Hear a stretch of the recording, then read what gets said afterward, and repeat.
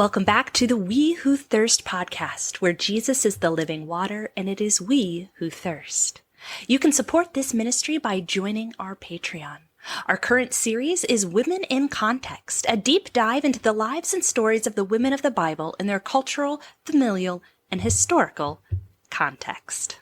Welcome back to the We Who Thirst podcast. We are continuing our series on Women in Context, where we look at specific accounts dealing with women of the Bible and look at them in their historical and textual contexts to understand these women better and to see what's going on in the account and to see how God cares for women and how that's revealed through this passage. Today, we are dialing in to the account in Matthew 15 of the Syrophoenician woman who Jesus calls a dog.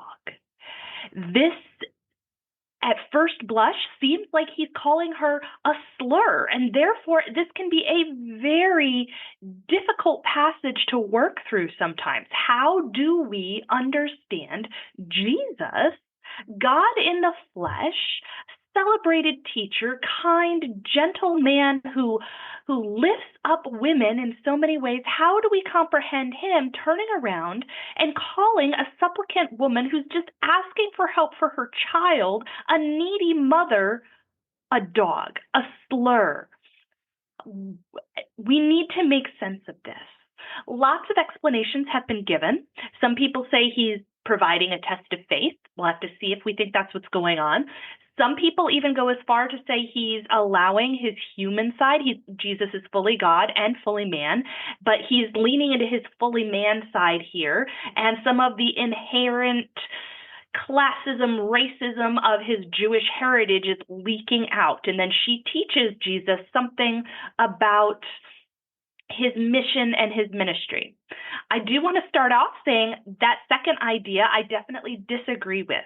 Jesus is always fully God and fully man. You can't separate the two. He is perfect and without sin. So racism cannot be what's going on here. Also, as he's dealing with this Syrophoenician woman, this is not the first time where he interacts with Gentiles and heals for them. This account of Jesus and the Syrophoenician woman occurs in Matthew 15 and Mark 7. We are going to focus on the Matthew 15 account because it's a little longer, a little more detailed, a little more to unpack, but you can also read the parallel passage in Mark 7. But in the Gospel of Matthew, since that's the passage we're focusing on, Jesus heals the centurion's servant in Matthew chapter 8. So dealing with Gentiles and healing them, obviously not a problem. Later on in chapter 8, he's in Gentile territory in Roman Palestine, near the Sea of Galilee, but it's the Decapolis. These are Gentile Greek cities, and he healed 2 demon-possessed Gentile men in Matthew 8.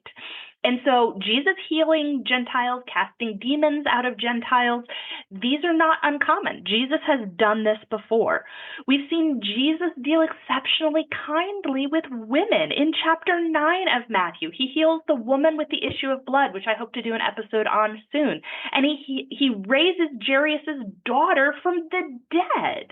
So Jesus dealing with women and healing them contextually in the text has not been a problem. So why in this passage does Jesus look at this woman who's coming to him with a request for healing of her demon-possessed daughter? Why does he turn to her, first ignoring her, and then calling her a dog? Let's back up and look at the chapters surrounding this passage before we walk through the verses. So Jesus and the Syrophoenician woman, or in Matthew, Mark calls her the Syrophoenician woman. Matthew calls her a Canaanite woman, and we'll talk about that in a moment. But this passage occurs in Matthew 15, 21 through 28. So let's back up. In chapter 14, I'm going to give high-level overview context here. Chapter 14, John the Baptist is beheaded by Herod. Then Jesus feeds the 5,000. Then he walks on water. Peter walks on water with him, sinks, and Jesus tells Peter, calls Peter, "O ye of little faith," because of Peter's lack of faith during that instance. Then we move into chapter 15, where Jesus has an interaction with the Pharisees. Then he has his interaction with the Canaanite Syrophoenician woman. Then he feeds the 4,000. And then he has more conflicts with the Pharisees. I mention all this because I think it's important to consider that the feeding of the 5,000 and the 4,000 bookend three accounts that I think are kind of tied together. You have the feeding of the 5,000. Jesus is feeding people. He's caring for people. The theme of bread and feeding and banquets are really important to understand his interaction with the Canaanite woman. So he feeds the 5,000. Then he's interacting with his male disciples on a boat in the middle of the Sea of Galilee. Peter walks on water and then loses sight of Jesus, and Jesus calls Peter, who later or earlier is called the rock on whom I will build my church. I forget exactly where that passage is in the flow. But Peter, who will be the rock, Jesus tells him he has little faith. So Jesus' disciples are struggling with faith. They push back at the feeding. How are we going to feed all these people? And Jesus is like, hold on, y'all, I got this. And then he walks on water. Brilliant faith that then falls flat as he sinks down below. And Jesus says, oh, you of little faith. So we have faith struggles happening in Jesus' disciple group. And that is how we enter into chapter 15. So in chapter 15, I'm going to start talking through the beginning of the chapter before we get to the Canaanite woman, because it sets up the Canaanite woman. The beginning of chapter 15 is a key contrast for what I believe is going on in Jesus' interactions with the Canaanite woman. So 15 starts, Matthew doesn't give us the full context that Mark does. In Mark, it says that in the beginning of the chapter, Jesus and his disciples are walking through a field and they're just picking ears of grain and eating them. Matthew doesn't specify that, but that's the context of what's going on. So Matthew 15 starts, verse 1, and then some Pharisees and teachers of the law came to Jesus from Jerusalem. Now, these are the Pharisees of the Pharisees. These are like the big mucky muck Pharisees. These are the really smart, the super educated, the best of the best Pharisees. And they're coming to Jesus from Jerusalem. That's how we know they're the best of the best, because they're not your neighborhood Pharisee. They are the Jerusalem Pharisees. This is important. So they come to Jesus from Jerusalem, and they ask Jesus, why do your disciples break the tradition of the elders? They don't wash their hands before they eat. What is going on here is the Pharisees are accusing Jesus of allowing his disciples, and Mark says it very directly, that Jesus is allowing his disciples to eat with unwashed hands.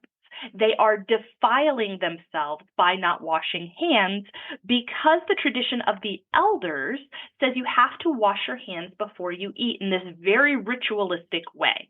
It's not germs that they're concerned about. It's not soap and water. It's ritual purity. So let's pause for a moment and talk about purity in the Bible. This is something I think a lot of people don't fully understand. My explanation right now is going to be really short. I hope to do a full episode on historical context and purity at some point. But for now, let's just talk about purity in brief. Purity doesn't necessarily indicate one's sin or sinfulness. I want to state that outright. Your purity status doesn't necessarily match your sinfulness status. So we need to separate purity and sinfulness. Though they're related, they are separate concepts in the Bible. Purity is concerned with ordering the world and making one's sense of one's everyday experiences in light of the order that God created. David De Silva, in his book, Honor, Patronage, Kinship, and Purity really talks about this in detail. I recommend that book all the time. It is excellent for understanding the historical context of the New Testament.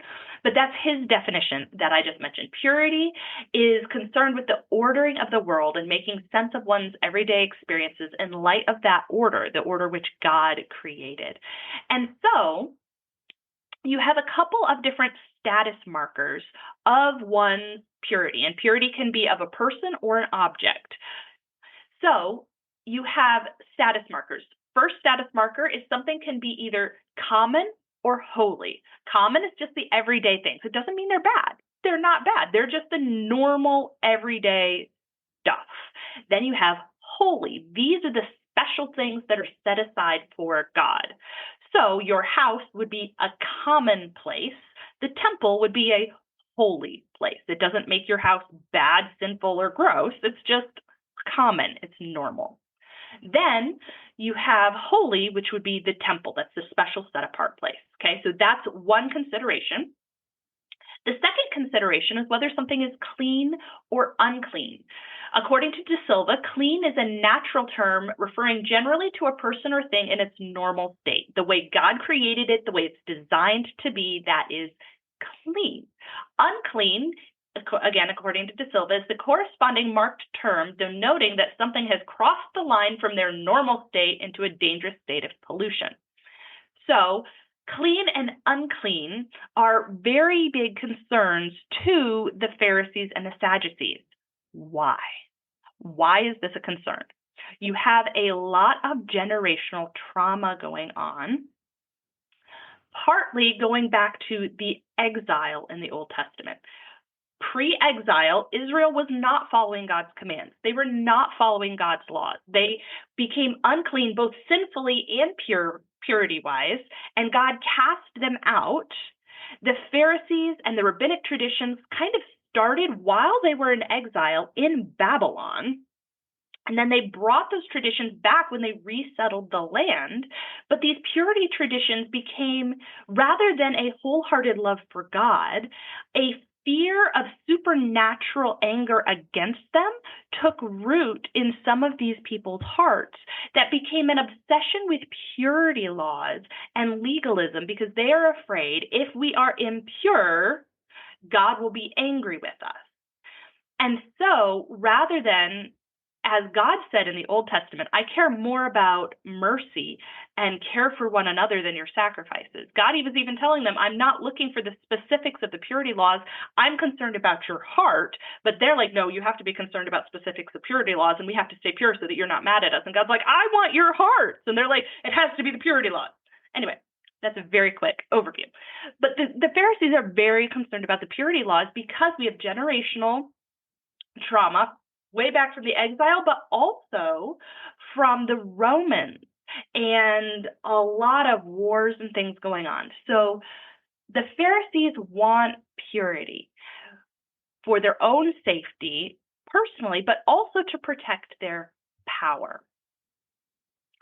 So the Pharisees in verse 1 of chapter 15 come to Jesus and say, basically, you are allowing your disciples to be defiled, to become unclean, because they're not following our ritual rules to protect purity. Okay? To further understand this interaction, we also need to understand something that was very common in this honor-shame culture called challenge and riposte. Now, in an honor-shame culture, you are exceptionally concerned with how the people around you perceive you. An honor-shame culture is oriented towards the approval or the disapproval of others. And honor or shame, honor specifically, is your social currency. Those with higher status have more honor. You want to gain honor. Some honor you kind of have innately because of your given social status. It could be the family you're born in, the amount of wealth you have, perhaps your gender, whether you were a slave or a freeborn person. These sorts of things give you a kind of base level honor. Everybody kind of comes into the world with a base level of honor because of their family, gender, social status, wealth. There's a whole list of things that impact social status and honor, but you kind of come in with a base level. But this culture had a way of gaining more honor at the expense of others through what is called a challenge and riposte system. And once you learn about the challenge and riposte system, a lot of Jesus' interactions with the Pharisees make a ton of sense. Because the Pharisees are constantly trying to shame Jesus, that means bring his honor levels down. If you think of it like a video game where they have the health bar, they want to make Jesus' honor bar lower and they want to make their honor bar bigger. And so challenge riposte interactions do that. They make one person, they get more shame. The honor bar gets smaller. The other person, they get more honor. And it's the crowd, the people who's watching the challenge riposte that typically declares the victor. And they are looking to gain greater honor in eyes of the crowd. So in Matthew 15, that's what we have going on here, is a challenge riposte situation with Jesus and the Pharisees again, because the Pharisees are constantly doing this to Jesus. So they come up to him and they challenge him. They say in verse 2, "Why do your disciples break the tradition of the elders? They don't wash their hands before they eat." That's a challenge. They're trying to attack the disciples with the subtle implication that if the disciples are doing wrong, it's because Jesus is a bad teacher, with the implication to the crowds that if Jesus is a bad teacher because he can't even keep his disciples clean, why are you listening to him? That's everything kind of wrapped up in the Pharisees' challenge. And it's about purity and defilement. Jesus doesn't even understand purity. He doesn't understand defilement. He doesn't know what keeps people clean. He doesn't follow the traditions. So that is the challenge. Jesus replies with a lengthy riposte that just rips them to shreds. I'll just read verses 3 through 9 briefly. Jesus replies with his riposte, and he says, "But why do you, Pharisees, break the command of God for the sake of your tradition? For God said, 'Honor your father and mother,' and anyone who curses their father and mother is to be put to death. But you say that if anyone declares what might have been used to help their father or mother is devoted to God, they are not to honor their father and mother with it. Thus, you, Pharisees, nullify the word of God for the sake of your tradition. You hypocrites, Isaiah was right when he prophesied about you. These people honor me with their lips, but their hearts are far from me. They worship me in vain. Their teachings are merely human rules." So, challenge post. The Pharisees want to gain honor by shaming Jesus. So they come saying, "You are a bad teacher because you let your disciples become unclean by not washing their hands. The traditions of the elders says they need to wash hands. Defiled, unclean. You're a bad teacher." Jesus turns around with a very quick riposte and just reams them out. And he says, "You're challenging me on breaking the traditions of the elders? You can't obey God. Here is a very serious death penalty way. You're not obeying God. Who's the bad teacher? Actually, Isaiah, your prophet, talks about you and how unqualified you are." Well, the Pharisees don't have a reply to that, which is a way of admitting defeat in a challenge riposte situation. So the Pharisees back off the scene, and the crowd continues listening to Jesus, which, when his teaching authority is what was being challenged, that is the crowd's way of acknowledging Jesus wins the challenge riposte discussion. Jesus then continues to showcase that he does indeed understand purity and defilement. And you may be sitting here going, "Jessica, I thought we were going to be talking about the Syrophoenician Canaanite woman." We are. This is all lead up. So Jesus then moves into a set of teachings about what makes someone defiled or not. The crowd is listening. They're on the edges of their seat. He just won a public challenge riposte argument with the Pharisees. He has earned greater honor in their eyes. The original audience of the book of Matthew is reading through this, listening, paying attention. They are recognizing the patterns of their culture. Challenge riposte is exceptionally common. They would all immediately pick up on what's going on here, even though we miss it. And so Jesus calls the crowd to them in verse 10. He says, "Listen and understand. What goes into someone's mouth does not defile them, but what comes out of their mouth defiles them. And then he teaches a little bit more, and he reiterates that statement about the essence of what makes someone defiled in verse 17. He says, "Don't you see that whatever enters the mouth goes into the stomach, then out of the body?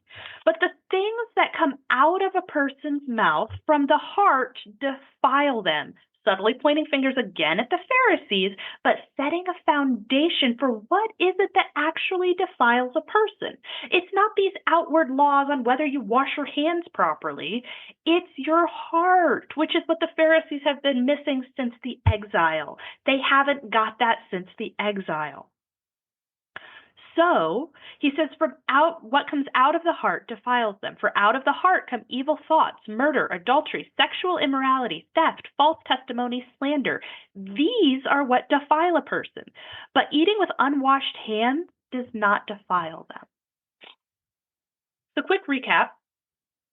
We see an example of a challenger post where Jesus wins. He then moves into teaching about what he was challenged on, which is the essence of defilement and whether he's a qualified teacher. Then the text shifts. And this shift is really important because the very next verse, after he finishes teaching, these are what defile a person, but eating with unwashed hands does not defile them, verse 20, verse 21 shifts to the narrative section about the Canaanite Syrophoenician woman. Verse 21 says, "Leaving that place, Jesus withdrew to the region of Tyre and Sidon." Let's pause for a minute. Imagine a map of Israel in your mind, if you can. You have the Dead Sea, you have the Sea of Galilee. Syrophoenicia is above the Sea of Galilee by the Mediterranean Sea, okay? You can kind of picture it. It's up that region. So Jesus is moving northwest further into Gentile territory. One part of purity that I didn't talk about earlier is for the ancient peoples, but especially Israel, purity is not only common, holy, clean, unclean, it is also geographic. They viewed purity kind of in concentric circles. So the Holy of Holies in the temple is the most pure place geographically for them on the planet. You move a little, the next circle outside the Holy of Holies would be the temple itself. The next circle is the temple complex. Then you have the city of Jerusalem. Then you have the nation of Israel where the Jewish people live, the areas they are living in. Then outside that, you have the Gentile lands, okay? So Jerusalem, the city, is a holy city. So everything from the Jerusalem circle down to the Holy of Holies, that's more holy space. Common space would be more just where all the Jewish people live. And then unclean, defiled, profane space would be more where the Gentile people live in their mindset. So you have Jesus, who just delivered this stunning teaching on what is purity and impurity, move not only outside of holy physical geographic space, but outside of the common physical geographic space into Gentile territories of Tyre and Sidon.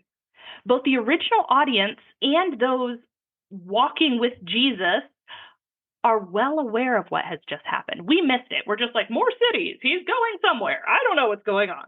Not all of us, but some of us. You might be like, I know what's going on. That's okay. But he's moving outside. So Jesus has just put himself in danger purity-wise by exiting the Jewish lands and moving to Gentile lands, okay? All of these purity maps are in the minds of the original hearers and those traveling with Jesus in the text. The original hearers being the church, because the Gospel of Matthew was written and composed for the early church. So you have the early church listening or reading about Jesus. So we consider how they thought about this passage. Then we have the people who are actually physically on the ground with Jesus when this event happened. So we're considering both of those audiences simultaneously. So back to our story that we really want to get into. Leaving that place, Jesus withdrew to the region of Tyre and Sidon. He's now in impure territory, unclean, impure territory. And a Canaanite woman from the vicinity came to him. The Canaanite. Mark calls her Syrophoenician, which fits ethnically, geographically, where she's from. Tyre, Sidon, Syrophoenicia, that's the physical geographic titles for the region. Canaanite is an emotive term. A lot of the Greek people from that region were commonly called Canaanites, but for your Jewish audience, which a lot of scholars believe Matthew was written to the Jewish early church, in the Jewish people who would be traveling with Jesus, the Canaanite term brings up all of the Old Testament issues with the Canaanite peoples, who were a thorn in their side the entire Old Testament. Again, bringing back purity concerns from all the way back in the Old Testament. So they've moved to impure space geographically.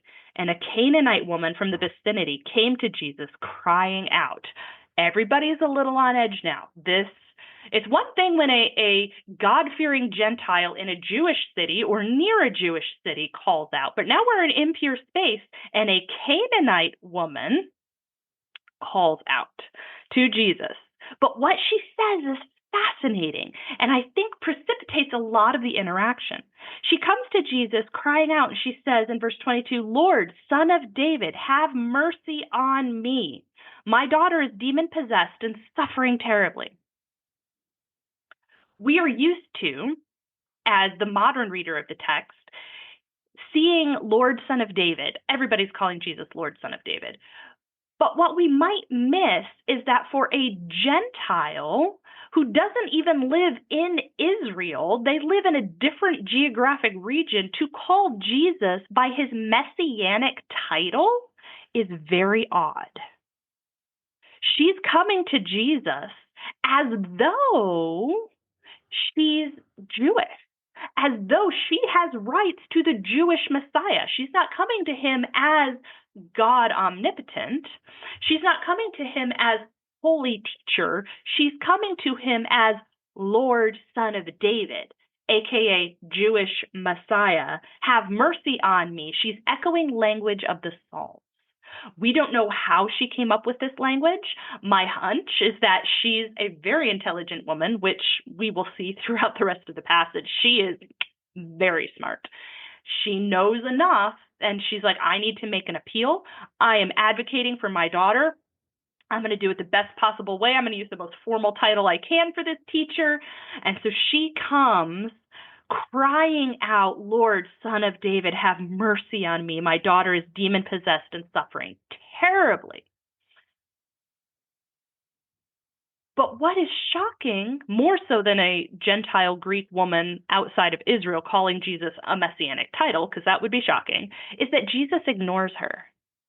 Very rarely do we see Jesus ignore anybody in the Gospels. He is usually very quick to heal, to engage, to care for people. But verse 23 says, Jesus did not answer a word. This Gentile woman is screaming his messianic title, begging for his help as her heart is broken. And he doesn't say a word. Her daughter is demon-possessed. This passage does not specify that it's an unclean spirit, but all demons were considered unclean spirits. So this goes back to our theme of defilement. She is in a defiled land. She is of an unclean people group, and her daughter isn't just sick, she's possessed by an unclean spirit.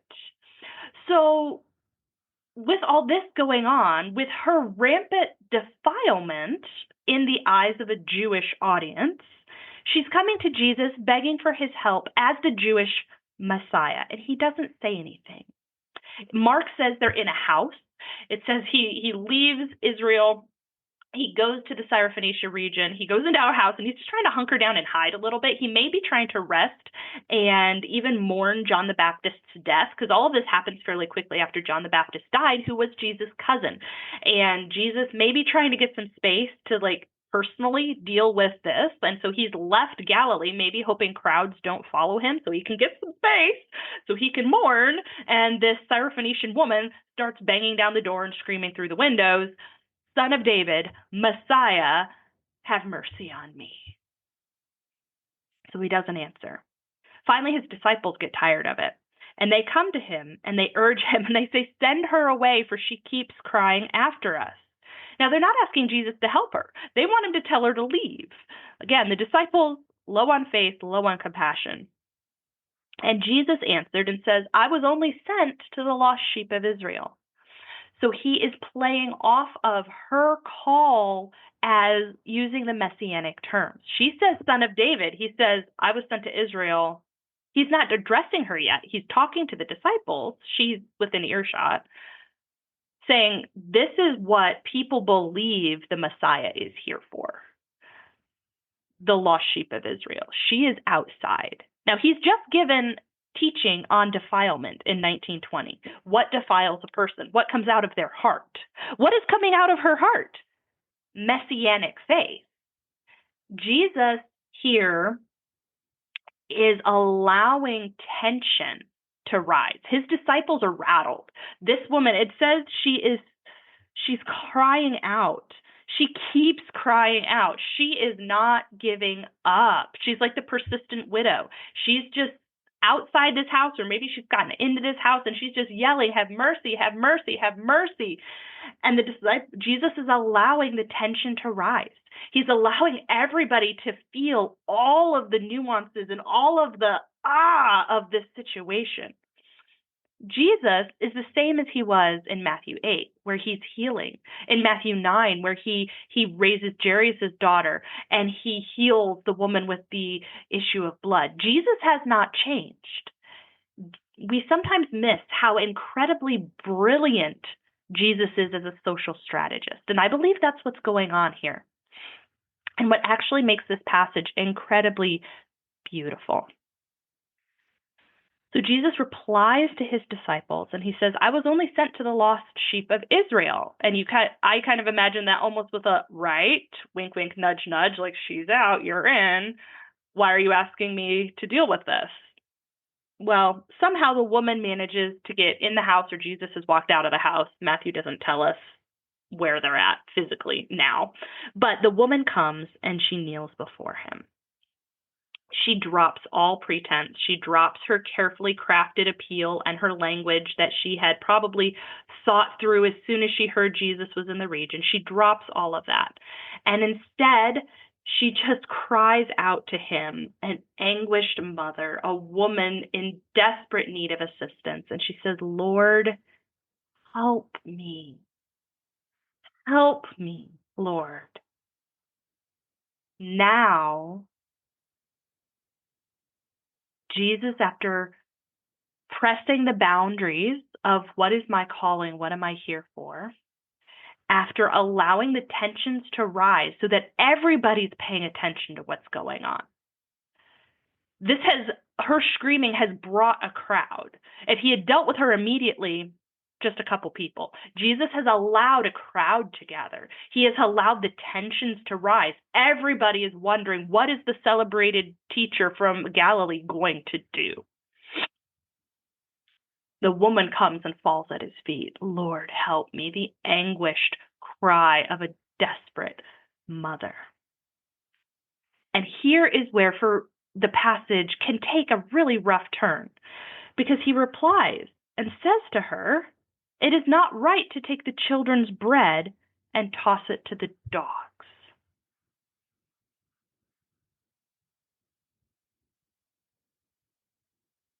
The term dog often is used as a slur in the New Testament, and I'm not going to lighten that. Some people say, oh, it's the little pets under the table. It may have been. But even today, and we love our dogs today, we spend so much money on our dogs today. Even today, if you call a man a dog, that guy is a dog. Stay away. It's an insult. He is leveling an insult. But it's not a racist slur. It is not, I do not believe he is putting her down. What I believe Jesus doing here in his social brilliance, he has picked up, of course, that this is an exceptionally sharp, aware woman. And Jesus is now doing what he very rarely does. He is the one starting something like a challenge riposte scenario. In the beginning of the chapter, we saw the Pharisees challenge Jesus. your disciples eat with unwashed hands. How could you do this? So now Jesus issues a challenge to this woman. She's come, she's at his feet. It's abnormal. Normally, Jesus just heals those who beg for help, who show faith. And she has shown that by screaming after him. But he challenges her. And he says, it is not right to take the children's bread and toss it to the dogs. The children would be the lost sheep of Israel. The dogs are the outside, the Gentiles. He challenges her. I almost see a twinkle in his eye a little bit as he lays this out. He's like, dogs, that's what they think of you. I'm the Messiah for Israel. You're asking me for something that you know you don't have rights to. He challenges her. She replies, yes, it is, Lord, she said. Even the dogs eat the crumbs that fall from their master's table. Her riposte, her reply brings Jesus joy. She exemplifies humility. She exemplifies understanding of the purity boundaries that she was in some ways trying to transgress, and she recognizes who he is. She also, and I love this, finds a loophole in Jesus' argument that he can't escape from. I need to do a full study on Jesus' interactions with women, especially in contrast to some of his interactions with men. But the only times I can think of where Jesus in some way, shape, or form loses an argument, a challenge, a riposte, or a disagreement is generally to a woman. You see it in John 4. Mary's like, they need wine, solve the problem. And he's like, what am I supposed to do? My time has not come. And his mom's like, he'll take care of it. Jesus is like, yeah, I will. Again, here Jesus says he allows the woman to have the upper hand. He allows her to win the challenge riposte. He set up the entire situation, playing off the prejudices of the crowd, playing off of their heightened sensitivities, their understanding of purity, of honor, of shame. You have a woman who is coming. She is a daughter who's unclean. She's perhaps wealthy, perhaps not, but she's also a woman. She's not coming through a broker or a man to present her request before Jesus. In one of the Gospels, when the centurion asked for his servant to be healed, he sent the synagogue leaders as brokers to talk to Jesus. In Matthew, he talks directly, but in other passages, it's the brokers he sent. They just cut them out in the Matthew account because it wasn't necessary for the story. But she's going against cultural conventions on how you approach a celebrated teacher in her desperation. Yeah. Lifts her up. He issues a very specific, nuanced challenge that challenges her use of the messianic title and whether or not she can exist in the space she is trying to occupy. And he says it's not right to take the children's bread, which he was just feeding everybody when he fed the 5,000. And now he's going to feed bread to the 4,000 almost directly after this. So he's like feeding everybody already. He's just like tossing bread to the wind. And he says it's not right. And there was Gentiles in that crowd. It's not like he's just feeding Jewish people with the 4,000 and 5,000. So that's part of what's going on here. You see Jesus making a point to everyone, to the crowd that has gathered, to his disciples.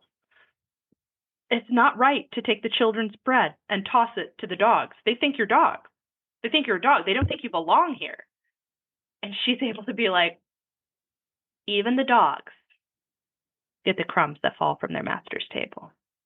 And the word master, the master's table. I do belong here. I may not be a, quotes, child, but I have a right to the crumbs.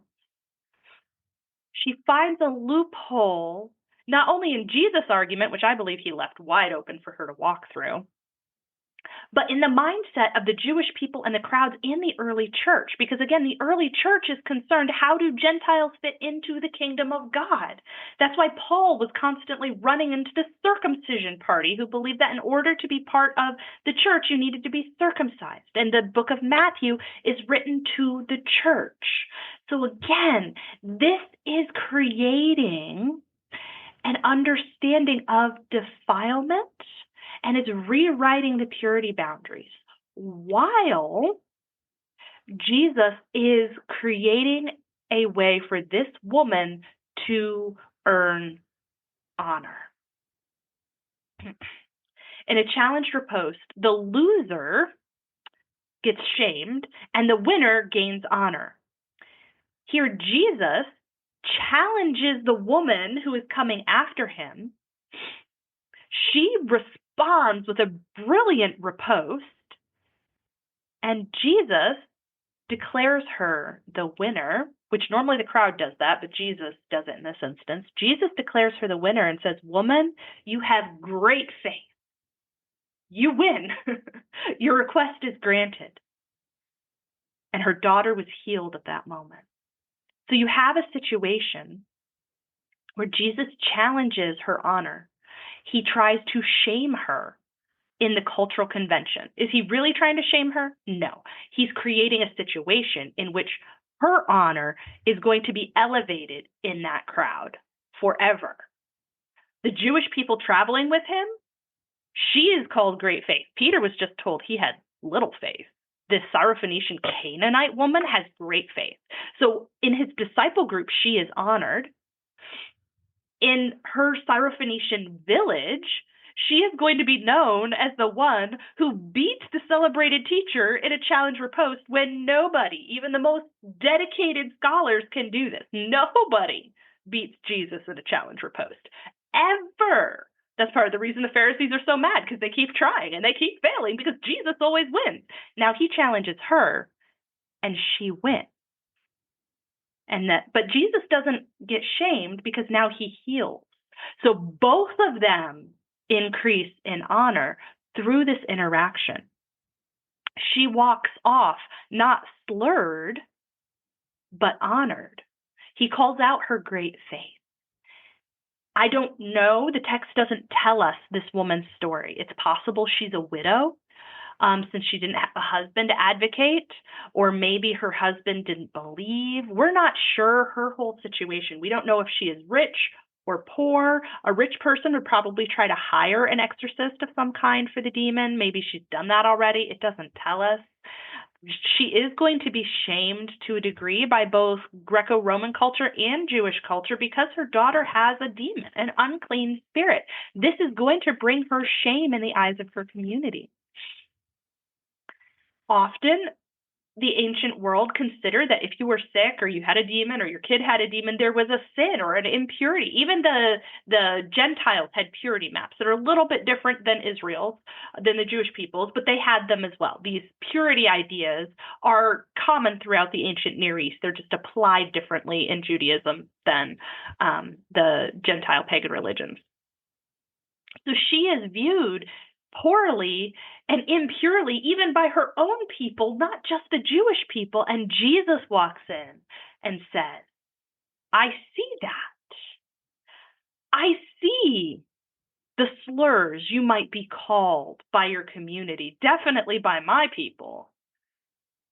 I'm going to bring that to the forefront to challenge you so that you can win, to increase your honor and thereby not just heal your daughter, but heal your relationships in your community and leave you better than I found you. When Jesus heals in the gospel, he never just heals. Jesus repairs relationships and social dynamics through that healing. When Jesus heals, he brings peace, he brings shalom, he brings wholeness. this narrative starts in verse 21 in an impure place with a unclean Gentile woman with an especially defiled daughter, and it ends with a woman whose honor in her community has not only been restored, but expanded, a daughter who is clean, and her faith. Jesus said in verse 19, or verse 18, excuse me, out of a person's mouth, that is what defiles a person. What came out of her mouth? That which showed her faith. When we look at the story of the Syrophoenician woman in its historical context, understanding purity, understanding challenger post, understanding honor, shame, seeing the lead up to this passage, and then what happens right after he leaves her, he goes on back down to the Sea of Galilee and feeds a crowd of 4,000. Was she in that crowd? Did she follow? We don't know, maybe. But this idea of Jesus as the bread of life, giving bread freely while repairing social relationships and honor and healing those who come to him. It gives a very different feel of the passage. Jesus isn't just testing her faith here. I'm going to be kind of mean to you to see if you really have faith. Do you? Do you? I don't know. No. Jesus is setting her up brilliantly because he knows from her words, Lord, Son of David, have mercy on me. Messianic, psalmistic title. He's like, Jesus is all-knowing, so he would have known anyway. But he's like, you're brilliant. You're up for the challenge. I'm going to challenge you because I'm not just going to heal your daughter. I'm going to make you a celebrity in your town. You are going to be known forever as the woman who bested me, who won my favor through a battle of wits. I'm going to challenge you so that you gain what you need. Physically, your daughter is healed. Socially, repair in your community. And I'm going to leave you better than I found you. Your honor will increase, which enables opportunities for employment or marriage or whatever her physical needs are. Having greater honor takes care of a lot of the other needs she could have that the text doesn't mention. I love the story of the Syrophoenician woman because though it seems really odd and awkward, it allows us to see Jesus' heart play out in social ways that would make sense to the original audience that we miss. So we can see the situation and go, what is Jesus doing?